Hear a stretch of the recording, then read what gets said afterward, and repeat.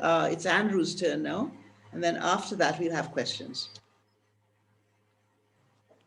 Great. Thank you, Peggy, for the wonderful introduction. And I have a few slides, so let me share my screen. While I'm doing that, I am Andrew Fanning. I'm the Research and Data Analysis Lead at Doughnut Economics Action Lab. Can you see my screen now? Good to go. Yes. Yes. Yeah. Okay, then great.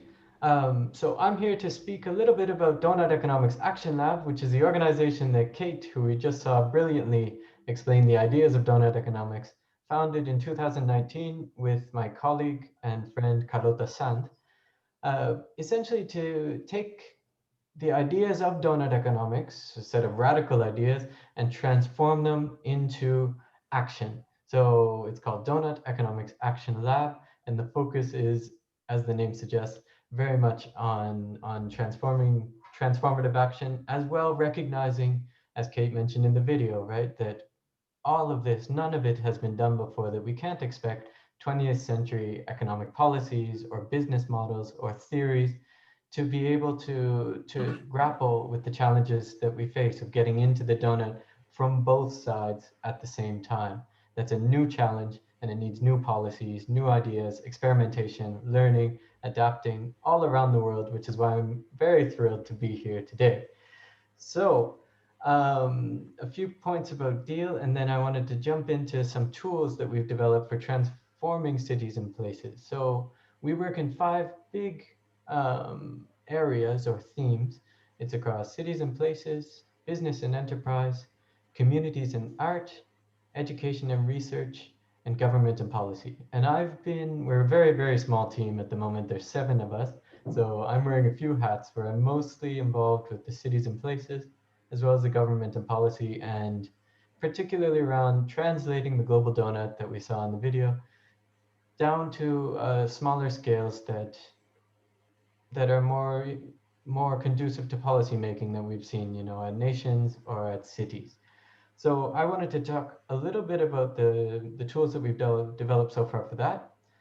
And one of the first pieces of work I've been in focus for the past few years with my work at the University of Leeds was essentially developing downscaling the donut for almost 150 nations. And we made the results available at the website you can see at the bottom right-hand corner here. But if we take a range of countries, you can see just the variability. So for example, I'll start with Malawi. You can very much see that inside the donut, very much falling short of meeting all of the needs of the residents in Malawi, but able to do, but they're not exerting too much pressure in terms of planetary boundaries. So people living in Malawi, although social performance clearly needs to improve, they're well within their shares of planetary boundaries. But we can move to China, which is in a similar situation like we just saw at the global level, where overstepping some planetary boundaries and also needing to meet the needs of all its people for the very first time. And that is this double whammy where we need to come within from both sides at the same time. But then we can also look, of course, to Norway. And Norway is often ranked as the #1 country in the United Nations Development Programme's Human Development Index and other rankings at a global scale. So in terms of social performance, Norway is doing wonderful, fulfilling all of the needs within the indicators that we measured, but just doing so at a level that's massively overextending the pressure on the planet, on planetary boundaries. Now, this just gives a snapshot, but if you wanted to see an example of a country that is almost within the donut, then it's Costa Rica. And I'm delighted that Ed is here to speak to us about Regenerate Costa Rica, because it's a country that is doing, on par or very similar to many highly developed nations, but doing so with a fraction of the pressure on our planetary systems, on planetary boundaries. So there's a few countries. Now, if we take all of them that we were able to measure, it looks something like this. And what we can see is that we want to be in the donut, in that sweet spot where we're achieving all of the needs of people without transgressing planetary boundaries. And what we see is that there's no country who can actually put up its hand and say, I'm there. That it doesn't matter any country, big, rich, poor, nobody from the perspective of the donut is actually even close to where we need to be, which is why at Deal we very much we we invite you to essentially stop using this language of developed and developing, because from our perspective every country is a developing country, it although of course with very different pathways. So if we consider the least developed countries, the least low income countries, uh, what would it mean for these countries to move into the donut?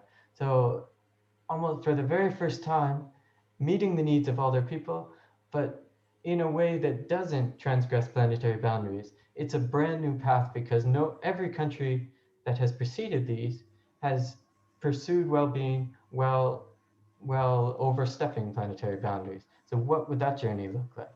We can think of the emerging economies such as China, such as India. Uh, Barbados is perhaps somewhere at the higher end of this spectrum in terms of social performance, but it's again that double whammy. If we're beyond planetary boundaries, how can we get back within? Well, for the first time, meeting the needs of all people at the same time.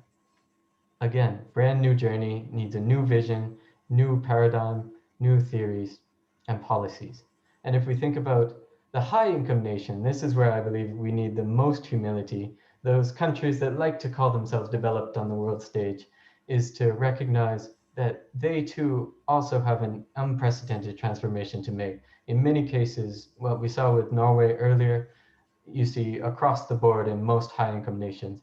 And essentially it's how can these countries get back within planetary boundaries while maintaining the level of social performance or improving it, especially in terms of equality, etc. Now, all of these countries and blobs are shown as individuals, right? But we all know, of course, they're deeply interconnected through history and through power, through colonialism, where many high income nations in Europe and the global north occupied and extracted resources and yeah, through a history of colonialism, as well as histories of structural adjustment. So in the 1980s and the 1990s, and continuing today, is interesting to hear the senator speaking about the IMF development programs and the conditions that are attached to those and how those can have implications for, particularly for social welfare.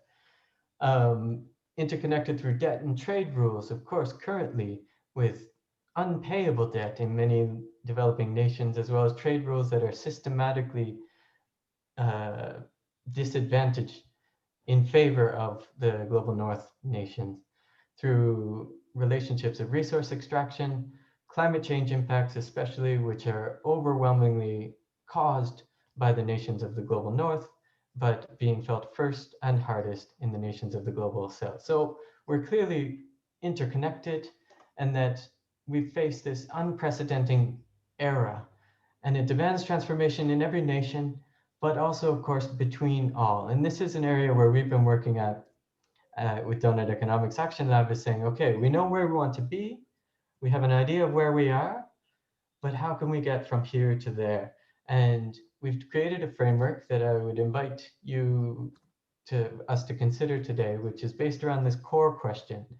It's called, how can Barbados become a home to thriving people in a thriving place while respecting the well-being of all people and the health of the whole planet? So that question brings together local aspirations in a context of global responsibility. And if we think of the first question, what would it mean for the people of Barbados to thrive, is a question that, of course, all people need food, water, health, uh, etc. They have needs, but the means in which people and cultures satisfy those needs varies enormously from Barbados to Bahrain. And the best way to answer that question is, of course, by the people who live in the place. What would it mean for Barbados to thrive within its natural habitat? So where is Barbados on this earth? And what biome is a part of? What ecosystem is a part of? How does that healthy ecosystem sequester carbon and house biodiversity and store groundwater after a storm.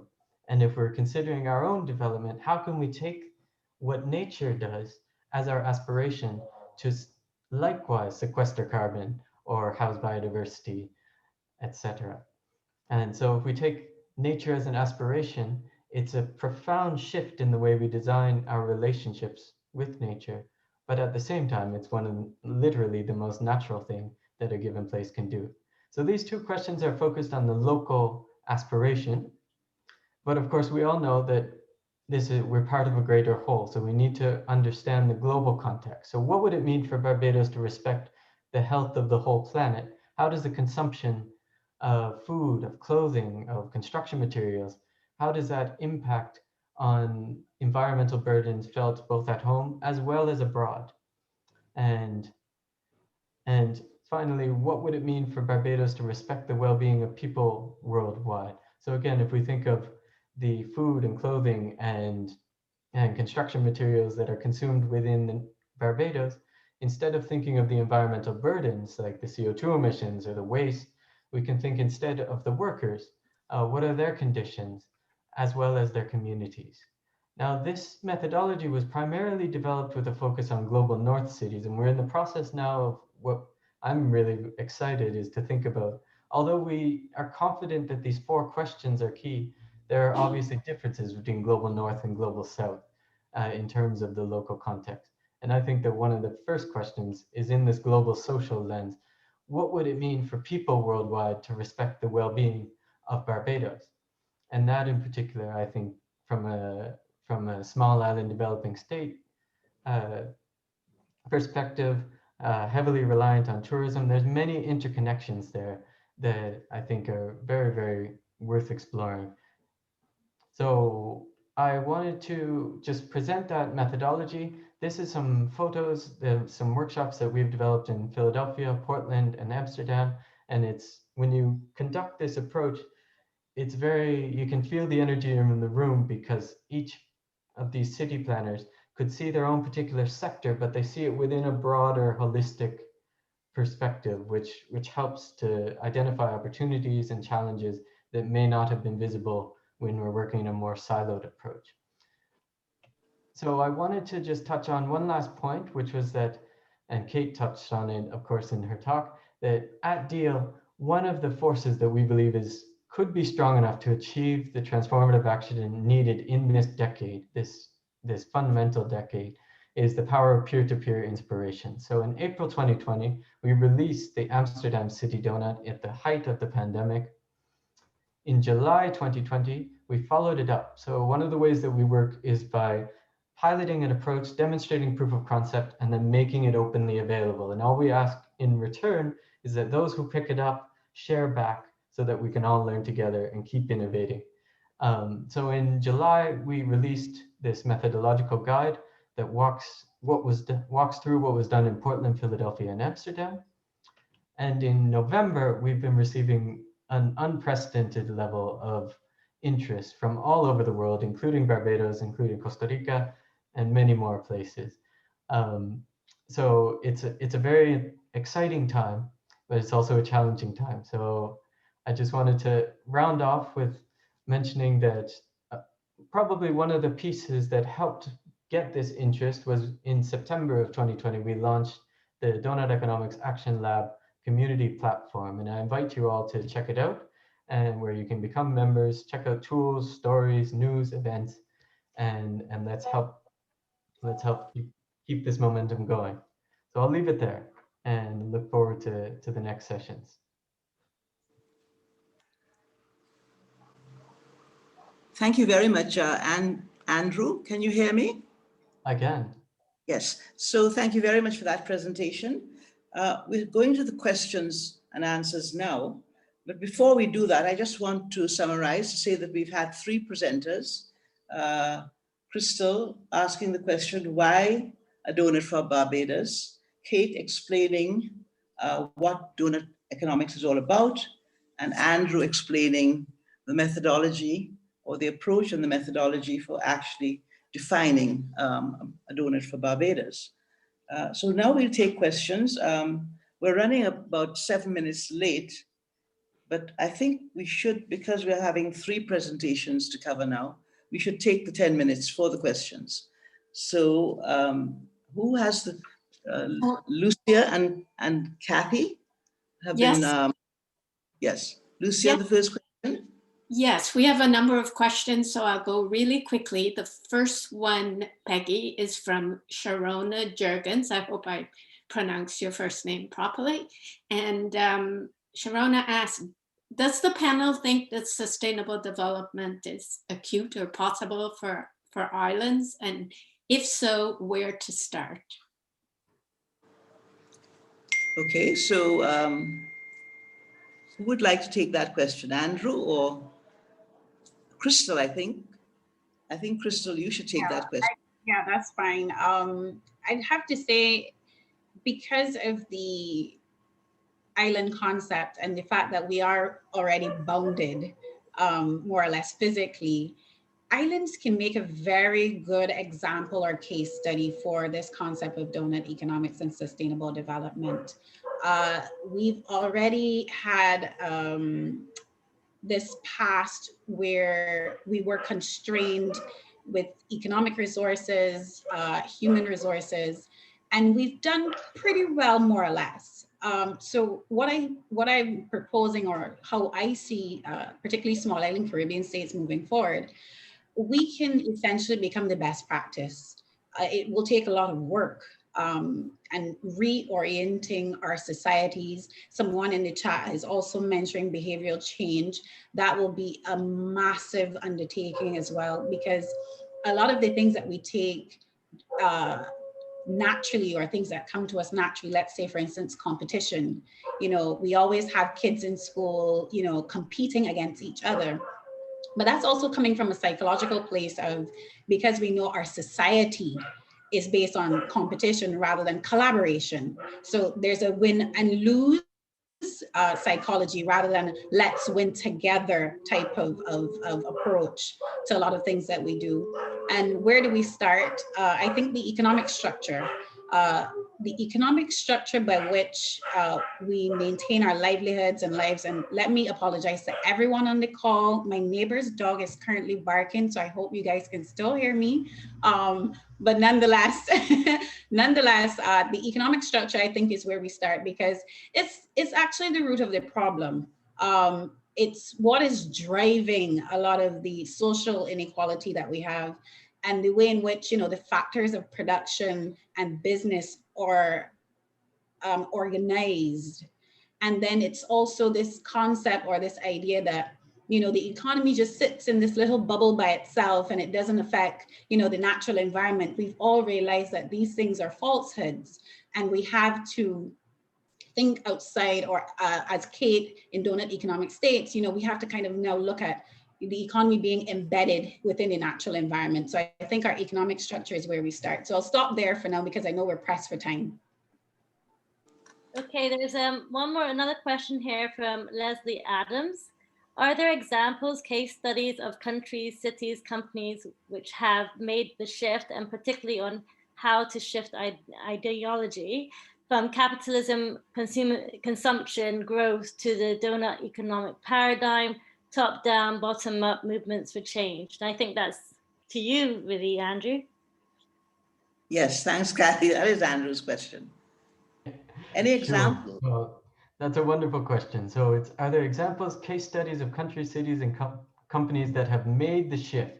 So I still have not been able to, flag a company or a country or a city that could actually put up its hand and say, we're thriving within the doughnut. As far as I know, I'm looking. I would love to find it, but I have not as yet.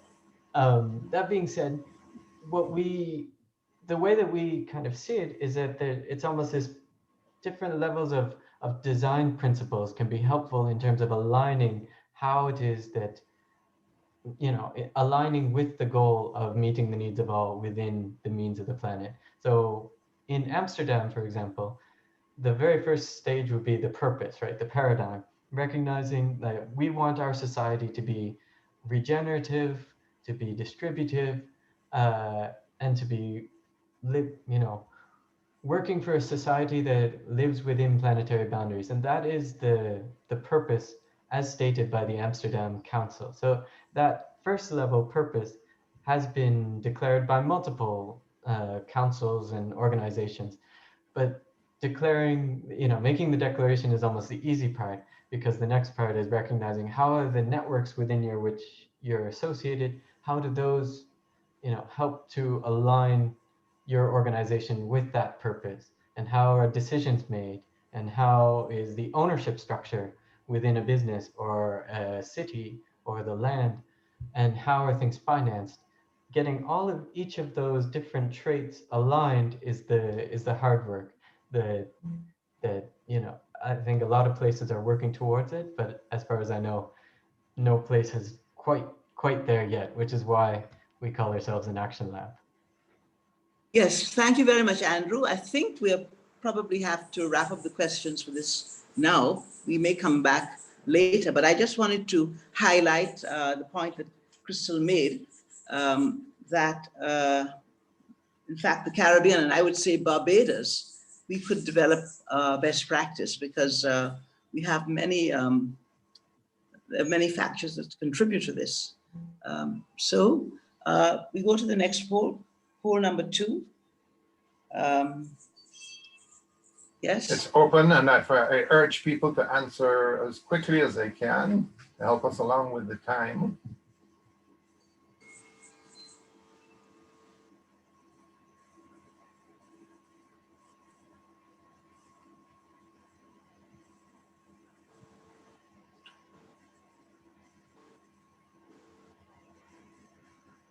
And I'm not sure, Sharon, that we actually need to show the poll result, because the result is showing as we go, which is wonderful.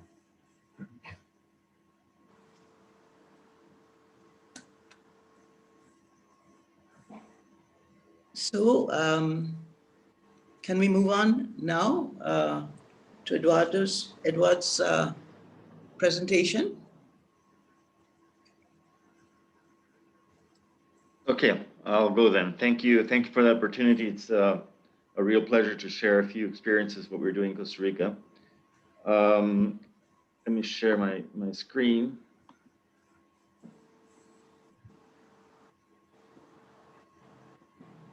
Okay, great. Well, for several 100,000 years, human development depended on nature. And in a certain moment over the last couple of centuries, we decided we could move away from nature.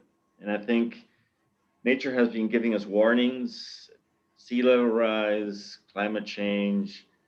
It hit us hard with increasing extreme events, and we still don't react. We still don't change our pattern. We're still doing the damage to nature.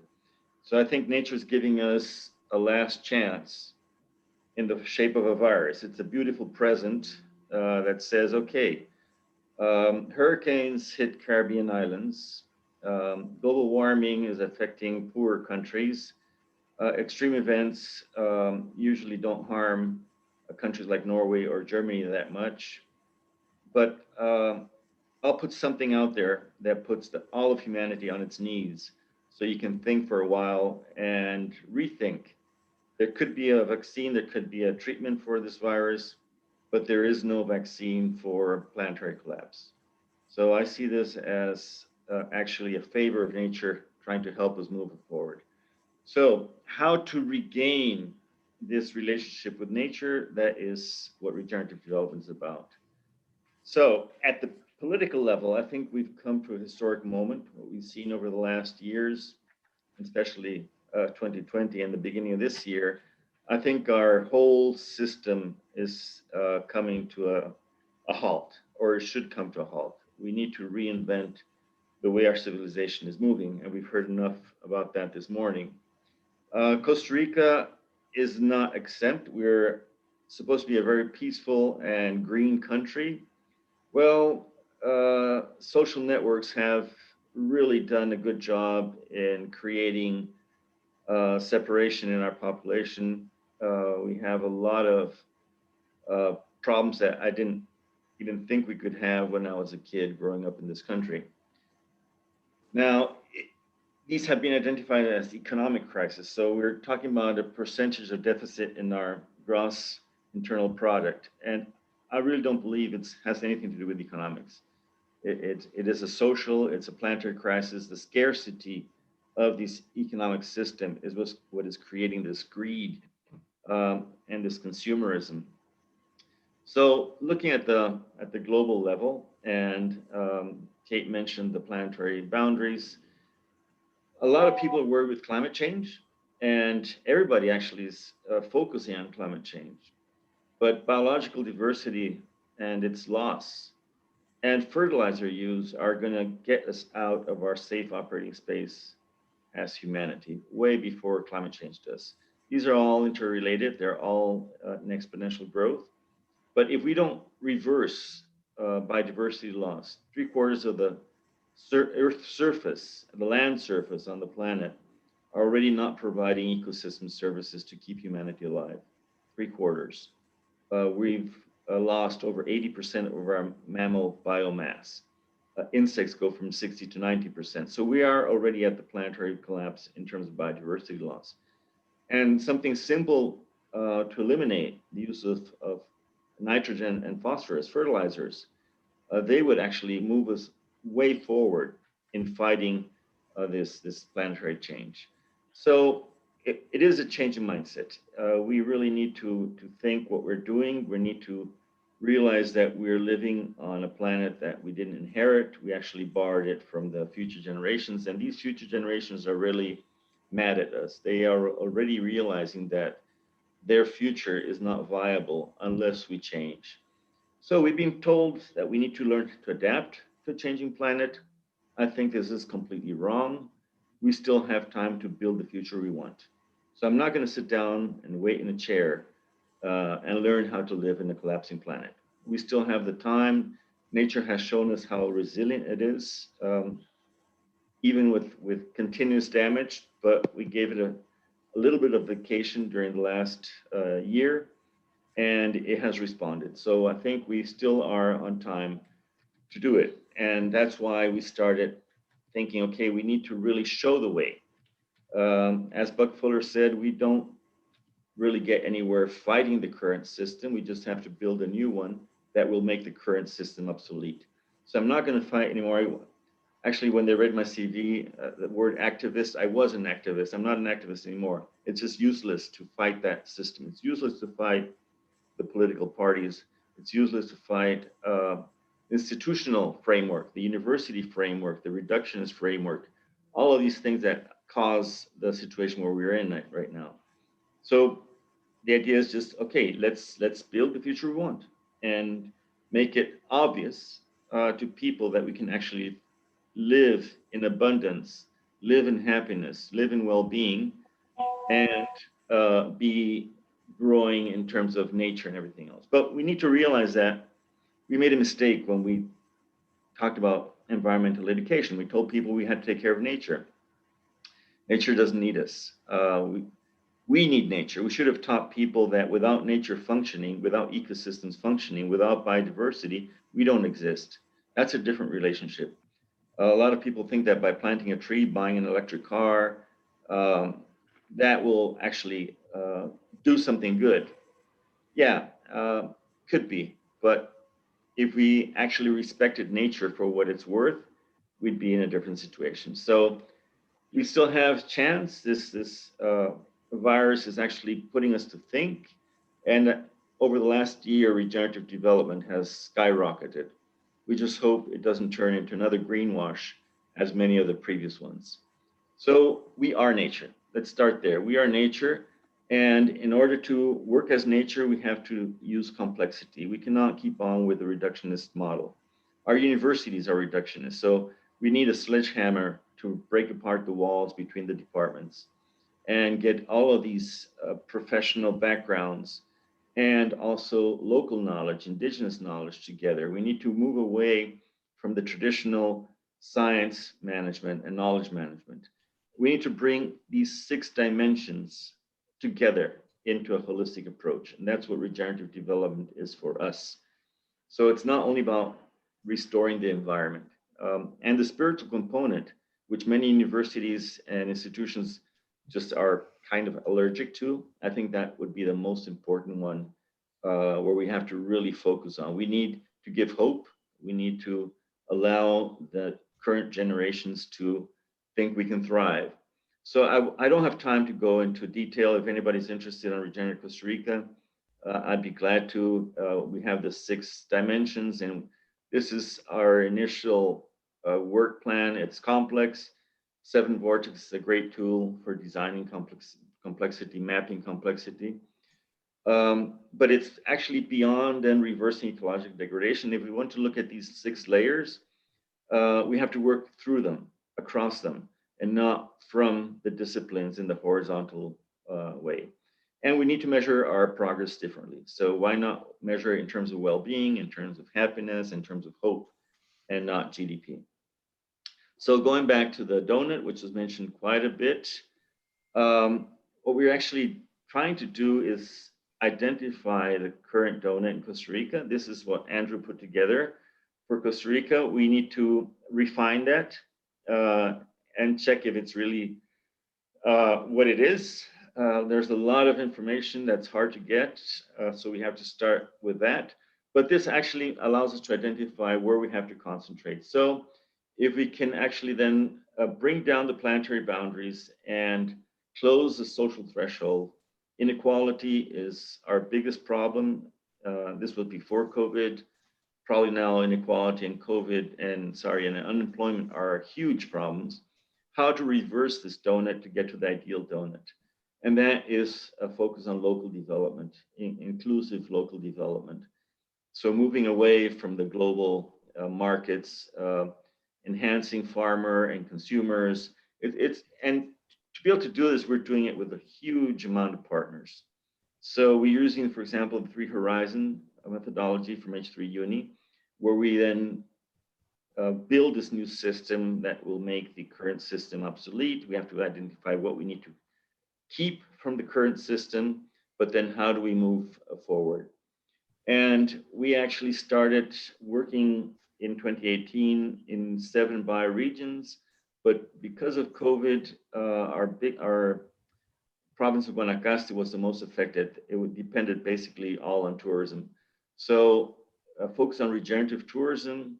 I won't go into details right now, but it is really bringing local development up. So enhancing the linkages between the producers and the consumers, service providers at a local level, trying to make the region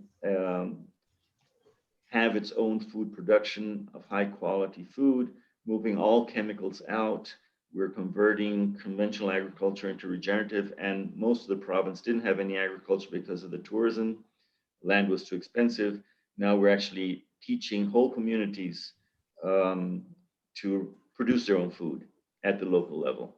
Just the last 2 weeks, we did another 30 family farms, and we have now over 350 families eating. We need to diversify the economy. We need to recover local culture, the traditions, agrobiodiversity. We need to bring in holistic cattle grazing to actually fix carbon. So there's still a lot of talk about meat being bad. It's not the cow, it's the how. Alan Saber has been saying this for years, and we already have proof that we can fix more carbon with cattle than with any other ecosystem at the moment, productive ecosystem. I'm talking about recovering land. So if you think of water, water capture, avoiding the soil erosion, Central America loses 200 tons per year of topsoil per hectare. And all of this goes into the reefs and covers, and then we have the reef dying out. So if you want to work and save the reefs, we need to start in the inland. We need to change the way we grow our food. We need to work with local governments. We signed an agreement with 11 municipalities and working with the mayors on local governance and developing a new public policy at the local level. So it's a very complex process, but it's already giving huge results in terms of people wanting to be involved. This Saturday, we're starting with a whole tourism chambers trying to bring up to speed of what regenerative tourism would look like. So we're looking for resilience at the community level. These family farms or community farms, they survived 2 hurricanes. This is in our 2nd hurricane. We had 2 hurricanes in the month of November, and things kept on growing in spite of the flooding. So being able to feed children healthy and nutritious food will make them capable of being part of building their own future. And that's what we need to get to. And at the global level, we're linked to bounce beyond. So instead of bouncing back to the old economy, we need to move these next economies, such as Doughnut Economics, forward.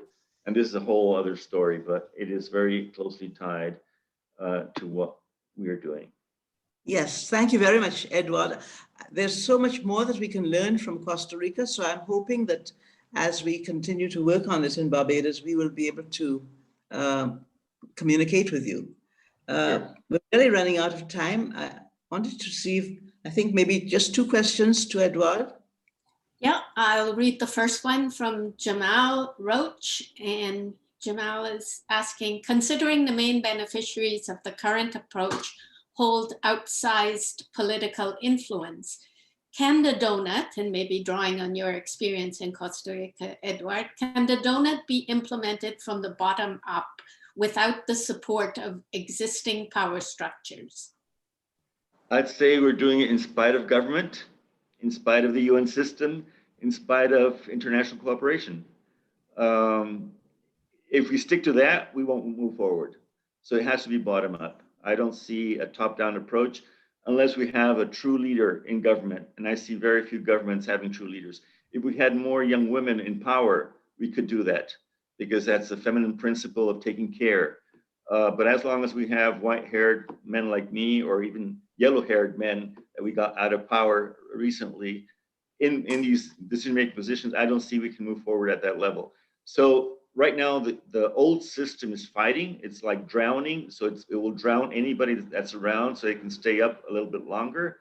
But they're recognizing that they're becoming quickly obsolete. And I think that is thank you to this little virus that has put us all on the knees and has given us time to think what our priorities actually are. So bottom up, yes.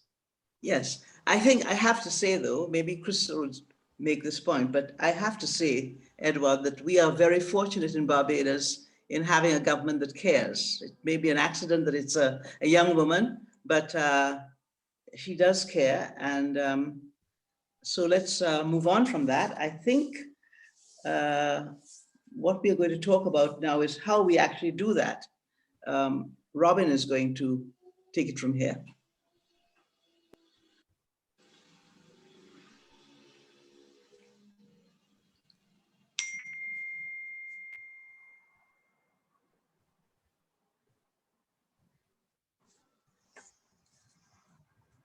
Robin? I'm sure there are many other questions, but Robin is on mute. Mike. oh, I'm on mute. Sorry, Robin, I was on mute. Robin, are you there? I am here and I'm about to start. Sorry for that slight delay. I'll try to be quick because I know we're behind time. And I guess, well, I'm hoping that everybody who's been listening is as excited about these ideas as I am. And the question has come up as to, well, this is clearly a great concept. How do we move it forward? And I think one of the things we need to recognize first is that a lot of what needs to be done is already being done in Barbados, or at least being promoted by various organizations, some public sector ones, private sector ones, and civil society, and sometimes just individuals who are moving things forward. So there's solid ground for us to build on. What it seems is missing is a cohesion or integration of these efforts into an overall interconnected strategy. And what we would be interested in hearing from folks out there is whether you think we do need an integrating vision and strategy that can bring this together, bring together what is happening, and whether the donut approach might do that. And we'll come to that in the next and final poll. I think matters a lot to have that kind of cohesive strategy. It can provide a way of looking transparently at what's being done, identifying gaps, how to fill them, and so forth, and also monitoring progress. So a program to take us forward with the donut could look something like this. We are here with the event, and from here we are planning to move forward by strengthening the core team and building interest groups around topics that people are interested in. And so that's going to be a communication platform. And we're going to move into some visioning, which we hope will be much more interactive and inclusive than this session has been, and we are planning for that.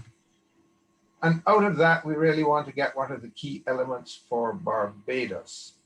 And I say that because we do already have a donut for Barbados, which you can see in the bottom left, which Andrew put together for us. And I have to say he did it a bit reluctantly because the data are very weak, as is often the case for small developing countries. And so we're not terribly confident in the information there, but it does show that we have exceeded planetary boundaries in several areas and that we have some weaknesses in the social foundation. And what we want to do is to build our own donut with our own indicators and variables, things that we care about. And from there, we will be looking at what is already happening and filling gaps. And finally, the part that is Andrew's forte and others around on the meeting is getting together the indicators and data to tell us how we are going forward. So that's the kind of program we would like to roll out over the coming year. And of course, throughout it, we have to have a lot of public awareness and communication and so forth. So I guess by now you're saying, wait, hold on, folks, that looks very complicated and time consuming. Do I really want to get into that?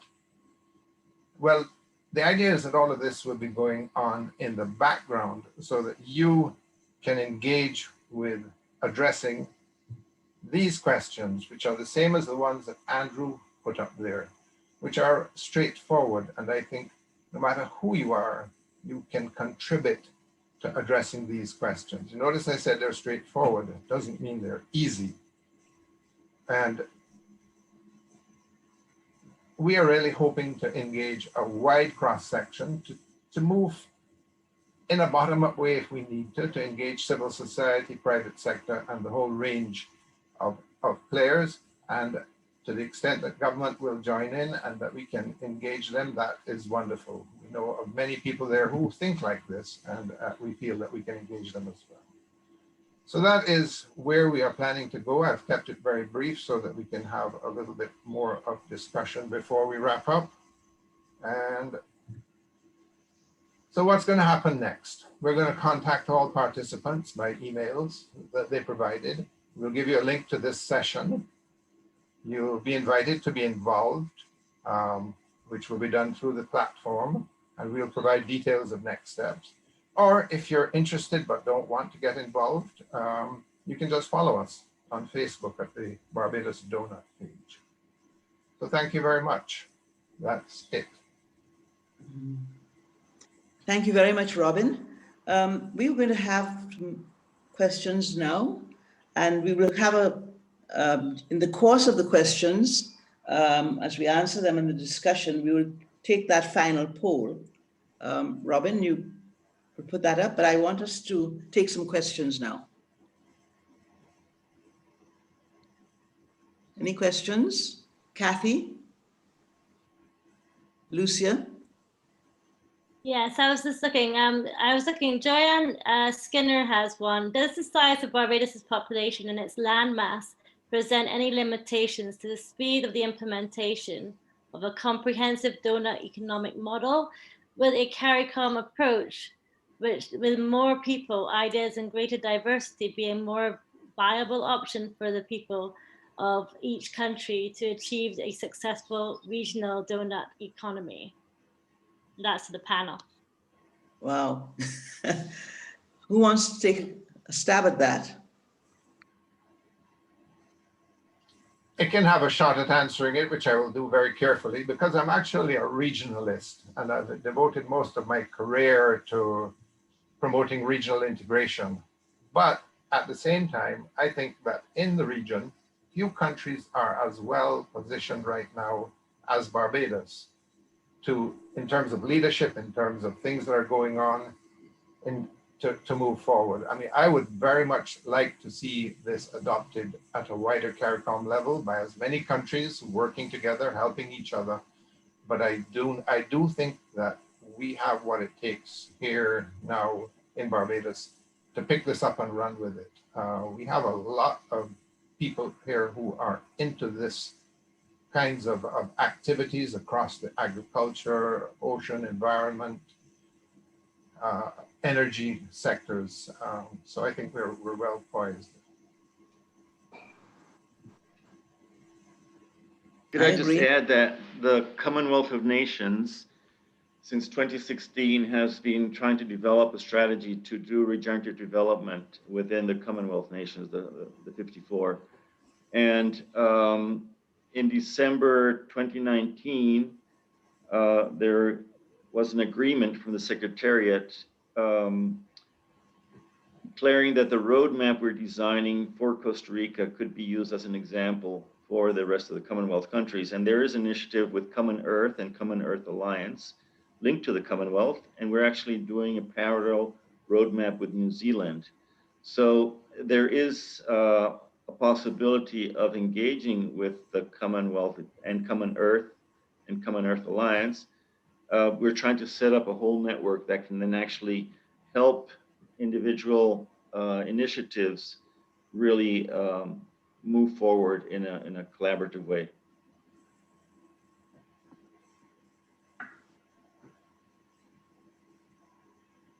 And I could jump in on one of the comments I put in the chat. Actually, just we're receiving a lot of interest worldwide, but there are a few initiatives that are Caribbean based that it might be worth flagging. One of them is in Beyond Ed in Costa Rica. There's an initiative from one of the people who was involved in Amsterdam is now in Curacao, and I know that he's been leading some efforts in that island nation context, and has expressed an interest in the same types of questions. You know, is a wider Caribbean initiative the more a useful approach? Is it not? Just kind of having that dialogue and exploring that process is one place. In Cali, in Colombia, well, no, Cali is on the wrong side. No, never mind, scratch that. Yeah, so there's interest that I could recommend on our platform. You can actually search. There's members who can join, and you can search by individual places, which might be helpful in terms of, say, if you want to find members in Jamaica or in Barbados, or et cetera, et cetera. Thank you very much, Andrew. I think we really are coming to an end now. Final question. Could I interject a second and just ask people to the poll is up to do, only 19 have voted, and we'd really like to get a wider view. If I'm not sure if people are seeing it, but it's up now. It says it's closed.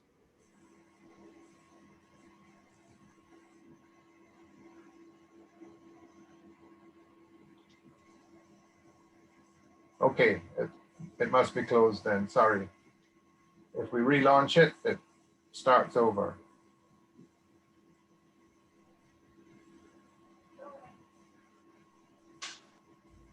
Well, I think we have what I saw from the poll is that there's a lot of interest in continuing this in Barbados. What would be important to have, for us to contact, Robin, for us to contact the people from Barbados who've indicated an interest and make a start with that.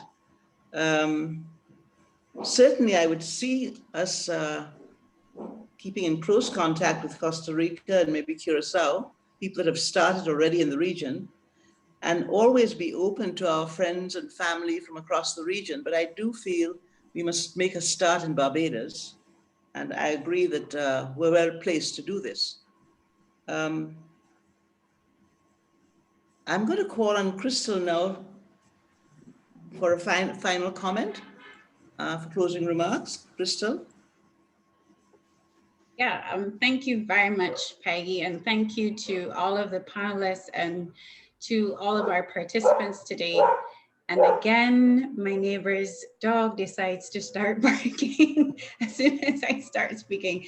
But no, very serious. I think we've had a very good discussion this morning. And one of the things that, you know, it continues to drive me is this need that there's clearly an indication, and Edward, you put it forward very beautifully in your presentation. You know, the current system is just not working.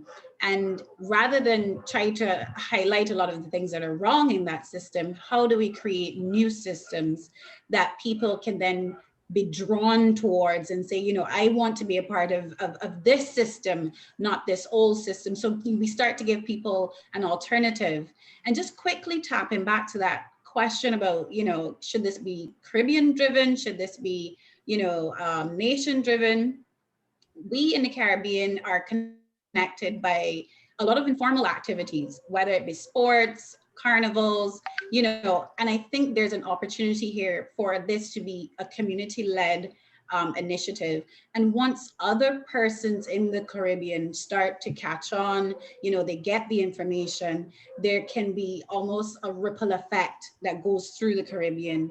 And then we have that momentum in terms of a Caribbean initiative. And not necessarily what we're accustomed to as a top-down, let's say CARICOM-led type of approach. So I just wanted to say that. But going back to Barbados, I think because of the economic situation that we find ourselves in, particularly in this COVID environment, there is this need to move forward with a new vision for Barbados and by extension, the Caribbean. And we really have to put our hands to the plow and try to find out, you know, what is it that we need, and how do we, you know, actualize that vision, and whether it be through a blue deal, green deal, whatever we want to call it, but it also has to be something that is crafted by us and for us, for our own future and for generations to come, because I'm of the view that we owe it to them to build something better. So with that, I just want to say thank you again to everyone for taking time out to join us this morning. Peggy, thank you for being such a wonderful moderator. Andrew, Edward, Kathy, Robin, of course, for putting this all together. You know, a lot of the thoughts that we're discussing today, I think individually, we were all having these discussions internally, but now that we have a core group together, I think this is something that we can build momentum and bring others along with us. Thank you very much, Crystal. And a final thank you to everybody, to the support team, to Patrick for hosting this event, and to all of you for your questions. We will be looking in the chat to see whether there are any questions that we'd like to take up and communicate with you through email. Thank Peggy, you all very much. Yes? Sorry, I want to flag a comment here in the chat box. For those of us in Barbados, apparently the Prime Minister will be addressing the nation at 11:30 a.m. So just to flag that comment in case those of us here who is the Prime Minister, she's addressing the nation at 11:30. Thank you very much. Thanks for that. And it's just about that now. So goodbye, everybody. I hope to see many of you from Barbados. I hope you'll join us. You'll join the core group as we engage in this wonderful journey for the future. Bye-bye. Thanks, Thank everybody. you. Bye. Thank you. Bye. Bye.